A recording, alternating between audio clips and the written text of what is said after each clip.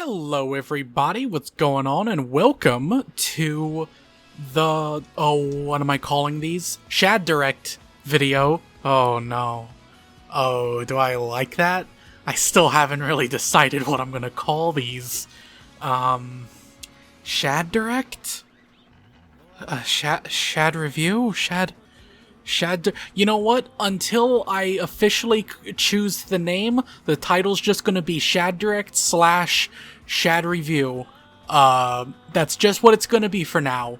My apologies. Anyways, hello, welcome to the Shad Direct / Shad Review / Redirect video for Let's Watch Fullmetal Alchemist episodes. Hold on. Episodes 42, 43, 44, and 45. Go in the description, click on the Dailymotion, Google Drive, or BitChute links to watch these episodes, and it should be a pretty fun time. My apologies this took so long to come out. I've actually had these rendered out for a little bit. However, I just had to find the time to record the redirect here, and that's what I'm doing here. So we're back with Fullmetal Alchemist. It's been a little bit. Happy to be back. It was quite the return to form. However, before we talk about the episodes, I do want to quickly apologize if the audio sounds a bit weird. I have the fan on, because it's really hot, so I turned the fan on. My apologies. This is the redirect though, so I don't think it matters too much, but, you know, still, whoopsies. But I'm not going to turn it off because I am burning up. It's really hot in my house for some reason. I had something else I was gonna say before we jumped into the discussion.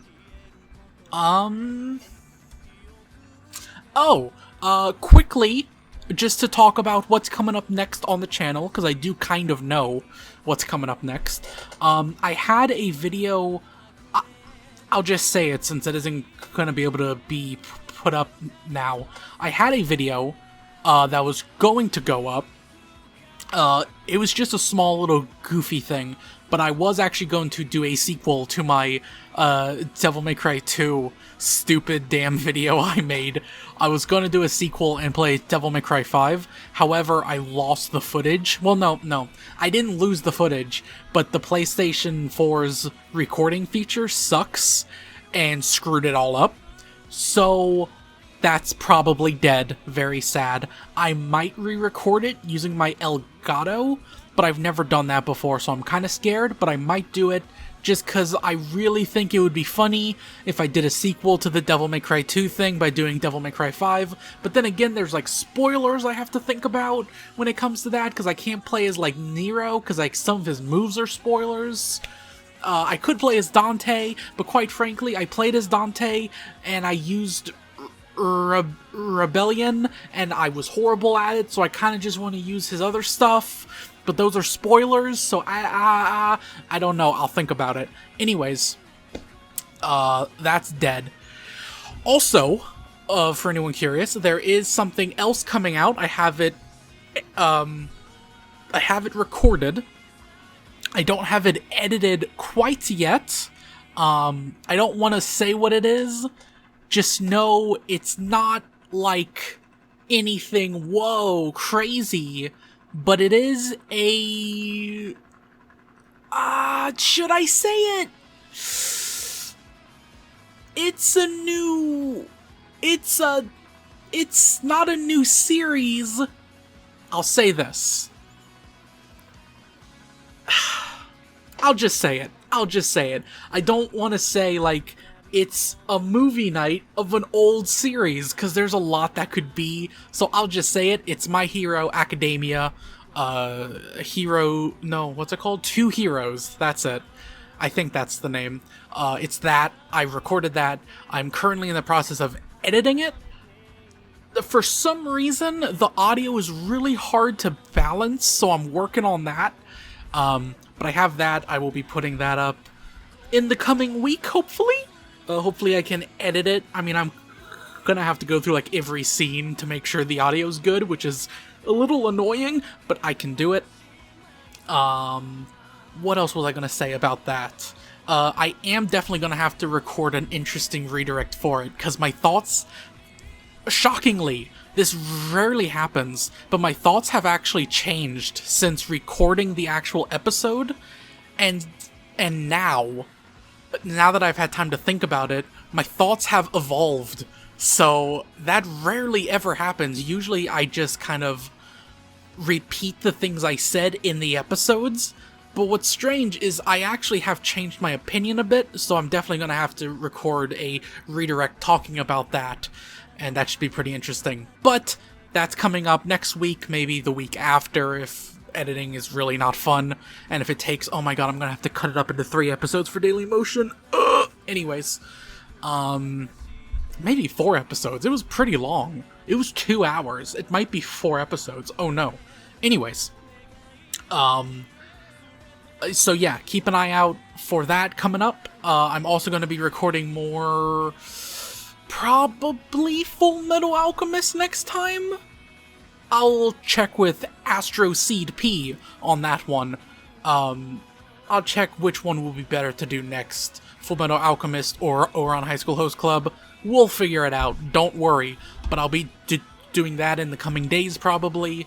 I'll be recording that and hopefully editing, getting that up. I'm also working on more mass directs, or whatever I'm calling them. Still working on that, working on everything. Got stuff in the works coming up.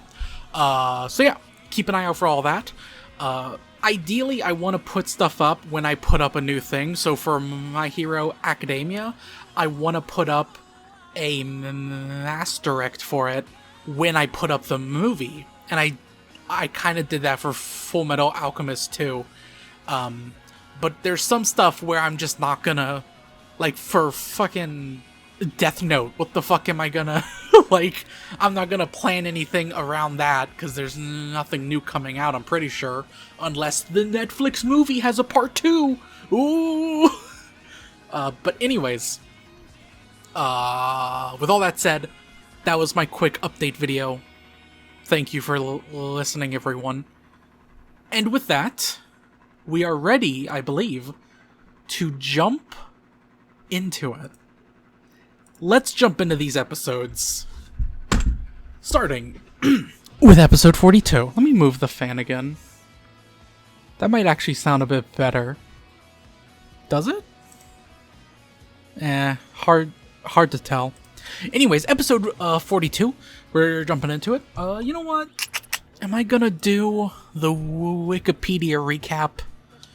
I don't like doing it, but I'm gonna do it, because I kind of forget it's been a while. Okay. Episode 42. So, oh god, the mic.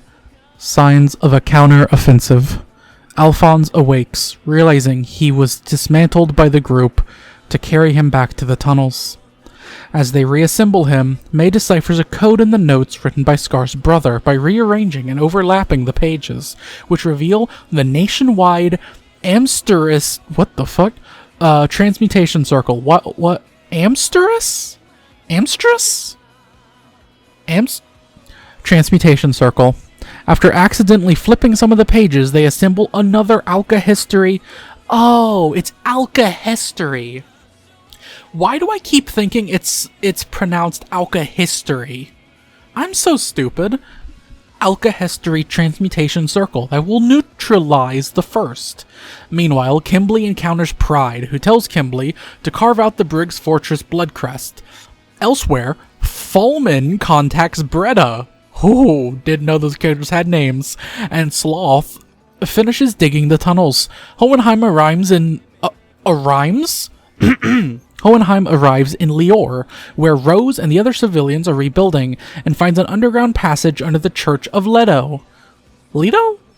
As he stumbles upon Sloth's tunnels, he is attacked by Pride, but manages to escape beyond its limit, and then tells Pride to let Father know he will be coming. Meanwhile, Kimberly conspires with the Drachman military to attack Briggs Fortress, and Zappano informs Envy of Marco's location. Whew! That was a thick episode. Man, all of these are really thick episodes. What the heck? Alright. Episode 42. This episode was pretty darn good. I quite enjoyed this part in the tunnels. Also, in the actual episode, by the way, apparently it was mentioned. I didn't catch this the first time watching, but I kept bringing up, why the hell are there, like, train tracks or, like, minecart tracks in the tunnel? And I think Astro told me, and I still don't know if I believe him, but because I didn't hear it, but then again, I think I was talking over the scene. But I imagine those tracks are probably there to, like, dump the dirt out. But, like, where does the dirt go? Who takes it out? Does Sloth dump the dirt? Does he use, like, a minecart that he digs? So he's digging, and then he puts down the tracks, because I imagine he's the only one doing that. And then he puts the dirt in the minecart, and he pushes the minecart where? Where the frick does he push the minecart? I just assumed he, like, ate the dirt. I didn't really think about where did the dirt go that he would dig up. And the rocks and stuff. Like, does he push it into the water? Does he push it, like, into the tunnel that we see Hohenheim walking through? Or does he, like, go outside and dump it somewhere? All of these questions and more were not answered, but they're the things I think about. But besides that very stupid minor detail, we also saw the return of Pride and my stupid decision to darken the screen every time he shows up. It's so stupid. It takes way more work than it's worth. But it was worth it. It was cool. We also got to see Hohenheim doing his thing, which, quite frankly, if I'm being real, was pretty cool. Hohenheim was pretty cool in this episode, as you can tell, considering I put him on the thumbnail. I don't know if I've put Hohenheim on any other thumbnail. I guess I put him on episode 40, where he was in, where it was a flashback. But besides that, I don't think I've put Hohenheim in any thumbnails. Oh, I put him in episode 27, the episode where he had his dream. And episode 20, from the opening, and when he runs into Ed. Okay, that makes sense. I guess I threw him in there occasionally, but it was never, like, him as the focus, I guess. Except for, I guess, episode 27, he was the focus. But still, only one time for such a prominent character. I tend to stay away from him. However, man, I couldn't help it. This episode was Hohenheim's. Even though there was still some really cool stuff with Alphonse and his crew and all of that. Hohenheim, man. Hohenheim, like, walking over the water, and I'm like, is he just gonna jump in? That's so cool. And then he just starts to form stuff. Super cool. Super cool. Maybe a waste of his energy, as we see later that he kind of ran out of energy. I imagine doing that probably took a lot of work, but man, it was cool, so whatever. And yeah, this episode actually brought up a question that I do think about sometimes. And by sometimes, I mean in this episode I thought about it. Does Hohenheim need to eat? I know Hohenheim is technically not a homunculus. He does have a relatively human body, but he is not human. He is a philosopher's stone. He has a bunch of souls in him, right? So, does he need to eat? Like, wouldn't the souls keep him rejuvenated? Does he need to eat? I mean, I guess maybe his flesh, just through, like, a sheer technicality, might need, like, nutrients? Because I don't think souls have nutrients. Do they? This is a question for all Full Metal Alchemist dorks. Do souls have nutrients? I'm gonna write this down. Hold on. I'm putting this in the comments, and I want someone to answer it, and I think it's so important, I'm gonna make sure I write it down. Important FMA lore question. Do human souls provide nutrients? No. Do human souls contain nutrients? There we go. It's an important question. Is Hohenheim able to live off of human souls? Does the souls give him nutrients? Do the souls give him, like, what he needs? Or are the souls just constantly repairing him, so even if he was starving, the souls would just repair whatever damage was being done? So many questions. And no answers. Get it together, Fullmetal Alchemist. Answer the real questions. But yeah, anyways, I think I covered most of that episode. It was pretty damn good. Obviously. But yeah, it was a really good episode, and we got to see the return of Rose, even though I didn't really fully understand who she was until later, but shush. But yeah, that was pretty darn cool. And now, let's jump into the next episode. Episode 43, oh man. This was a tough thumbnail to choose, because there were a lot of options, man. There were a lot of options, and I thought this was, like, the most lore important thing that happened, but it was tough, man. There was a lot to choose from. Episode 43, Bite of the Ant. Briggs for I get it, Bite of the Ant. Oh, because Marco's the ant.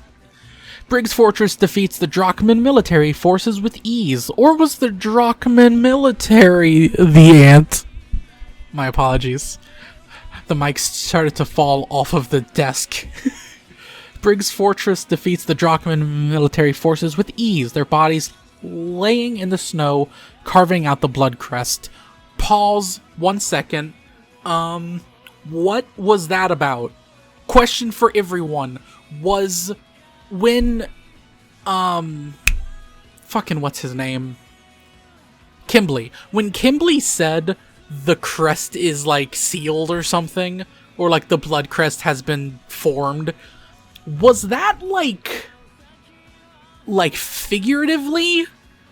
And that he's going to use their sacrifices as the crest in some way?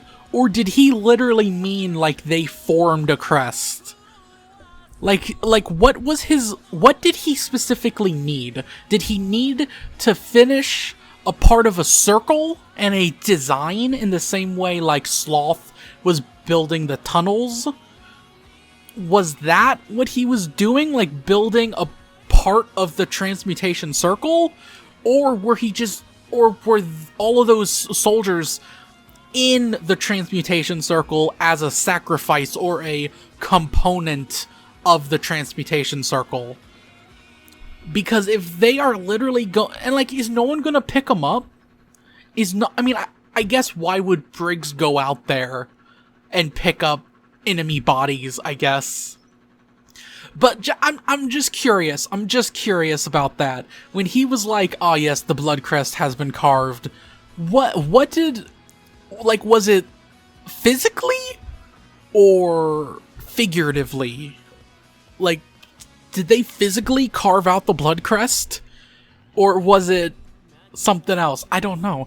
Blood crest makes it sound like their sacrifice did it, not specifically their bodies or their blood. But I don't know. So tell me in the comments. Moving on. Zappano takes a disguised Envy to Marco. Envy attacks Marco, who reveals that it was a trap, and Envy is outsmarted by the multiple alchemy traps set up by May. In anger, Envy reverts to his beast-like form and begins to attack the group. Speaking of which, that small scene with May and Alphonse, I didn't really talk about it too much because a lot was happening, but that small scene with them talking about Alka history and alchemy, and them trying to, like, sort of understand each other, and him going like, what do you mean you use the spirit of the dragon? What does that mean scientifically? That was super cool, and it still kind of makes me think a little bit of, like, okay, sure, I get it, it's two different methods, it's a bit of a religion, what's the word? Not metaphor. Simile? Whatever. It's a bit of a religion thing, like, no, how does God work? There's no science in that. You just gotta believe, man. Like, I get that level. But how does alchemy work? Isn't it a little strange how the scientific method and the spiritual method both work? That's kind of crazy, isn't it? Like, what the heck? That's crazy. I mean, I guess there is science in the spiritual method. Alphonse just can't understand it. And in the same way, she just can't understand his, and how his is spiritual in its own way. I guess I'm just not thinking about it. Like, Alphonse, like, they both have the same magic, roughly. It's just in different clothing. They see it different ways, because that's how their minds have been molded around it. I imagine it's the same basic power, they just understand it differently. That's how I'd guess. That's how I'd think it is. I don't fucking know. I'm stupid. Moving on with the biography. However, after being captured by the Beast, Marco destroys the Philosopher's Stone inside Envy. He fucking did that somehow. If anyone knows how he did that, tell me in the comments, because what the fuck. I mean, I guess he just, like, overloaded it? I don't know. Reducing him to his real form, a tiny, parasitic creature. Scar gives it to May and tells her to return to her country. My mic is jumping around. Marco and Scar go their own way, and Alphonse and the rest head to Lior. In Doubleth, Beto, the last remaining Chimera under Greed, oh, the weird dude, right, sees two military officers searching for Izumi. Thinking that they could lead him to Greed, he hides underneath their car. Olivier, oh fuck, is told about the fort's victory, and one of the superior officers shows her a secret and forbidden incubation facility for the creation of humanoids. Meanwhile, arriving in Lior, Alphonse's group meet Rose, as well as someone who appears to be Hohenheim. Yes. Like how it says someone who appears to be Hohenheim. What the fuck? It's Hohenheim. What are you talking about? We saw it. We know it's Hohenheim. Anyways, yes. Quite the episode. A lot happened. We got to see Greed's real form, true form. Very weird little bug creature. I kind of wonder if Greed's true form is ever going to be explained. Because he looks like an alien. I don't think he's an alien. I've given this a lot of thought. And I can imagine that Father just gave life to this being. Because if Father can create synthetic humans, he can probably create synthetic worms. It's just, he looks like an alien. It's weird. Like, why wouldn't Father give him some kind of just normal human body? But maybe it's so that he can transform into almost anything, even if it's super tiny. Because I guess if his true form was the size of a, I don't know, 5'7" human being, he couldn't go smaller than that, because where would all of the excess skin go? But if he's a tiny little worm, he can make a lot of skin around him, maybe? How does Envy's shapeshifting work? How does he create the new space? Is it solely in the souls he has in him, and through the Philosopher's Stone's power? Considering he can't do it anymore, I would imagine, but does that imply that there is a limit to how much Envy could transform? And on that same note, Philosopher's Stones don't recharge, do they? Not unless the person, the homunculus, gets a new Philosopher's Stone. Otherwise, I guess... No, I guess they wouldn't recharge, which means, like, we all know that Lust was killed because Roy just destroyed her with fire so much that she couldn't come back. But I always thought it was a matter of he destroyed her so fast and so consistently that her stone couldn't recharge. But theoretically, if she had just played dead or something, and he went off with Alphonse, and then she gets up maybe 10-20 minutes later, she would be fully recharged and able to take all of that offense again and again and again forever, unless you just keep the damage on her consistently for like 5 minutes or something, and then it'll die out. But I guess by just logic, that's not how it would work. I guess the souls would have to run out at some point, right? Like the power from the souls? But I guess I'm undervaluing how much a soul can do, considering Edward used his own soul to close up a very deadly wound. And despite the fact he was clearly hurt, he's fine? So I guess I'm really undervaluing how much a soul can do on its own. One soul isn't just like one heal from a boo-boo. One soul is like a full disintegration heal, probably. Actually, that would probably take a couple souls, but, you know, maybe 3 or 4? Maybe 5? But then how many souls did Lust have when Roy started to take her down? How did he get through all of them? I guess he did burn her skin off constantly. And sometimes even worse than that. So I guess it makes sense. It's just constantly healing her. It's gonna run dry.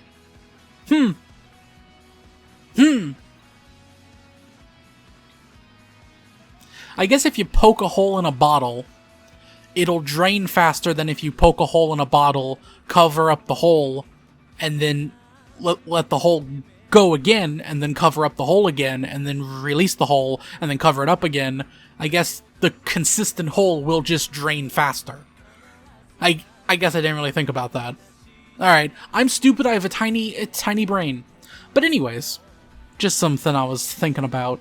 How does Envy's transformations work? Fucking sound off in the comments about the science behind that. Anyways. Next up, what were we talking about? What else happened in that episode?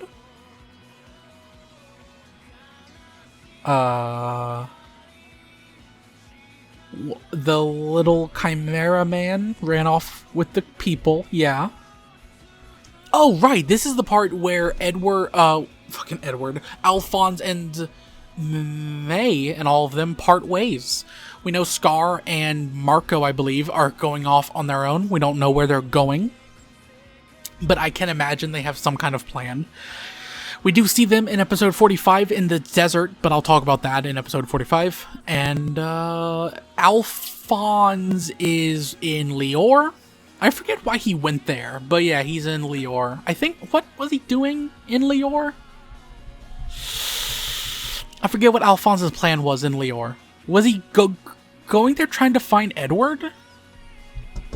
I forget. Anyways, Lior happened. Oh, maybe he was, no, right, sorry. Alphonse was going to Lior to destroy the transmutation circle, because he knew there was a path down there. Right. Right. And then he ran into Hohenheim, and that's where we start the next episode. Episode 44, oh baby. One thing, this is not the thumbnail I used on the main thumbnail. This is a thumbnail I was gonna use because I tend to go for like screenshots from the actual episode itself, but I couldn't pass it up. I had to go with this one. I try to stay away from using the like in between like commercial break stills. I don't know what you'd call this. bookenders? I don't know.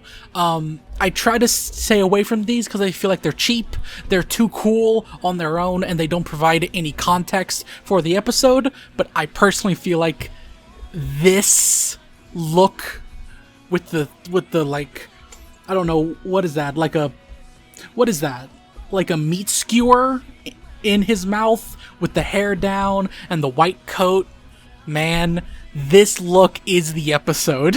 So, let's talk about episode 44, Revving at Full Throttle. Dude, alright. Alphonse and Winry are welcomed by Rose and the people of Leor. I like that we're just skipping over Hohenheim. Meanwhile, Darius, whatever, one of the chimeras who helped Edward, makes a withdrawal at a bank from Edward's state alchemist research account. However, the state military is informed, and they storm the clinic where Edward is being treated, but the trio manage to escape. We're just skipping over the revving at full throttle? Okay. Meanwhile, Hohenheim tells Alphonse the truth about himself, his involvement with Father, and the coming promised day, while Alphonse tells him of their own plans. While Olivier is shown the army of humanoids being created by the military, Beto is spotted by Greed. Greed doesn't remember him, and after a short pursuit, Greed ends up killing him. That does happen. Angered at seeing Greed kill one of his own friends, Ling's conscience viciously clashes with Greed's. Huh. Angered at seeing Greed kill one of his own friends. Well, technically, it wasn't Greed's friend. No, it is. It is. I guess I'm trying to think of the two different Greeds as two different people, but they're not. They are the same person. They're just split up. But then it's two different personalities, so aren't they two different people? Whatever. While Greed's memories of his time in Dubleth with his Chimera comrades begins to resurface. Later that night, Greed storms Bradley's mansion and violently attacks him. So, let's talk about the first thing here. The highlight for me personally of this entire episode, maybe the entire session, dude. It was so good. Edward's new look. I'm sure by the next time we see him, it'll be gone. I'm certain that after episode 45, there will be a time jump, and Edward will be in a new look. He'll have his red coat back and all that, I'm sure. But, man, white coat Edward might be my favorite look of him in the entire show. With the hair down, and then later in just a ponytail, as opposed to his typical, like, braid that he has going on.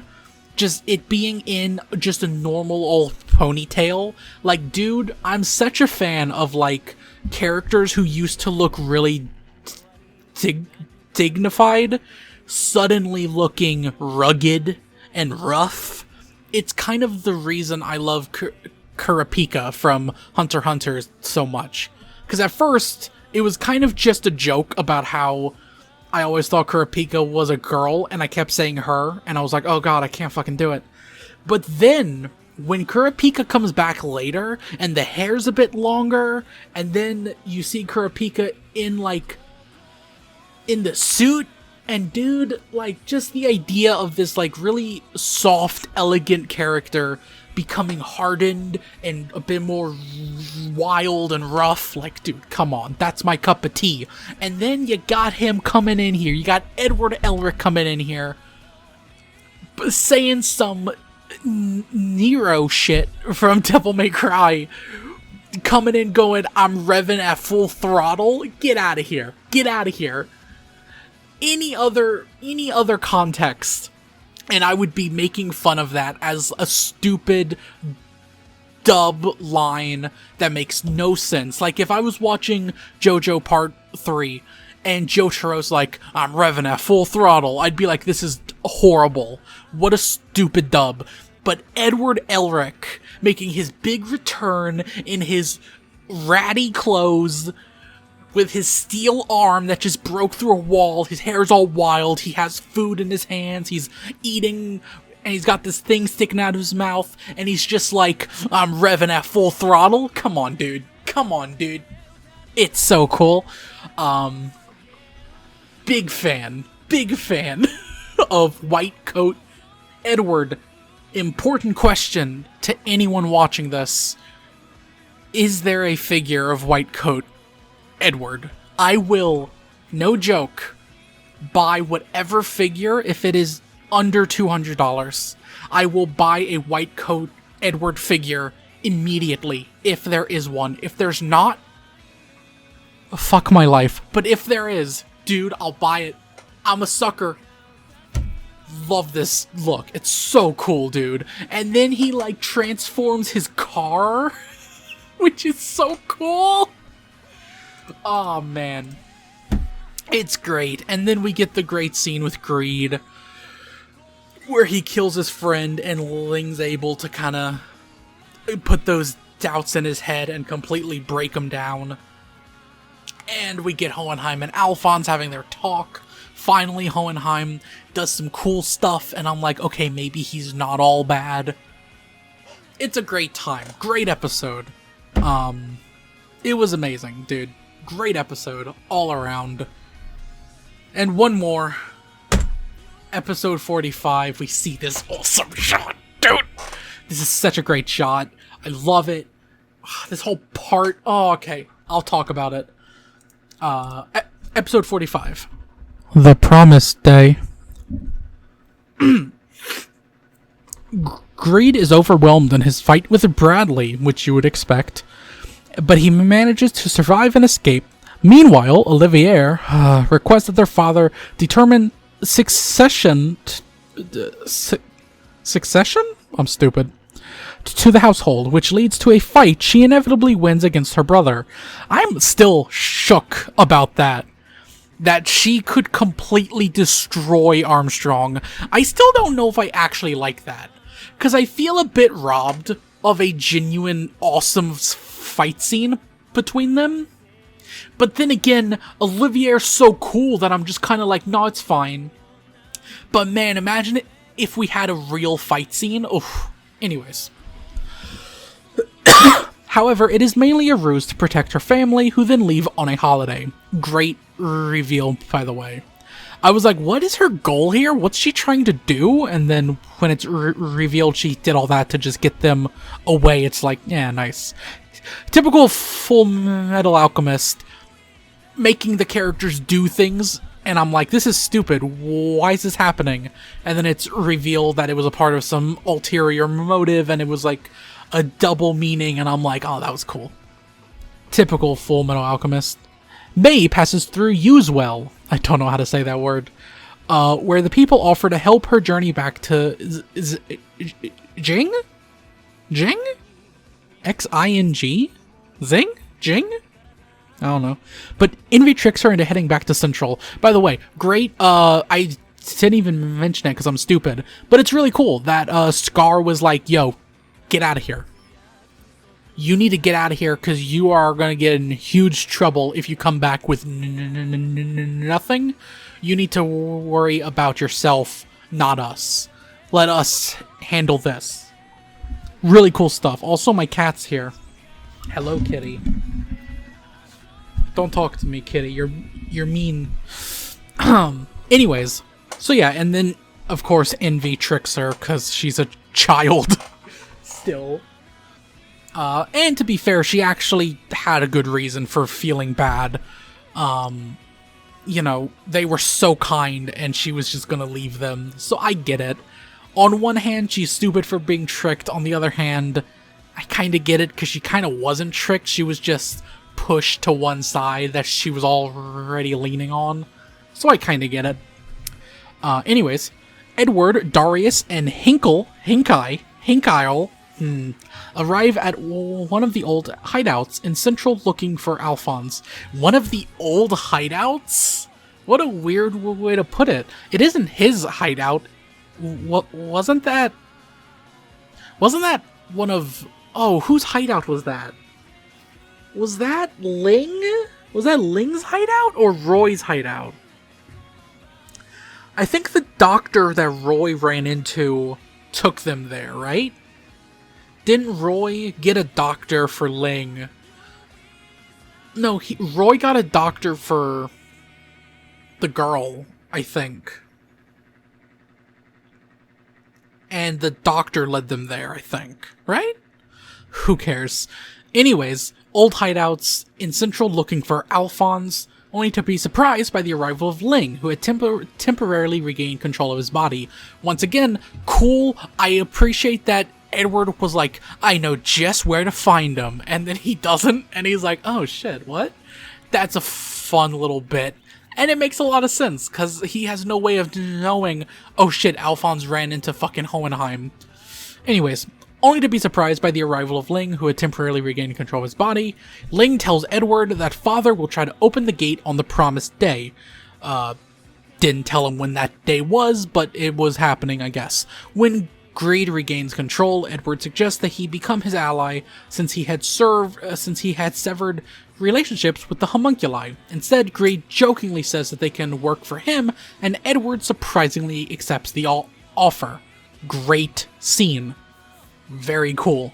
Meanwhile, Alphonse passes a message through Izumi to Miles and through their allies in the military to Mustang. Kinda wish they went through each one of those, but I digress.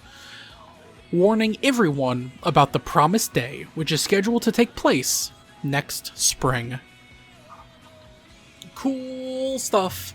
Yeah, Izumi got herself caught, if I recall, went to the Briggs prison, told Miles something.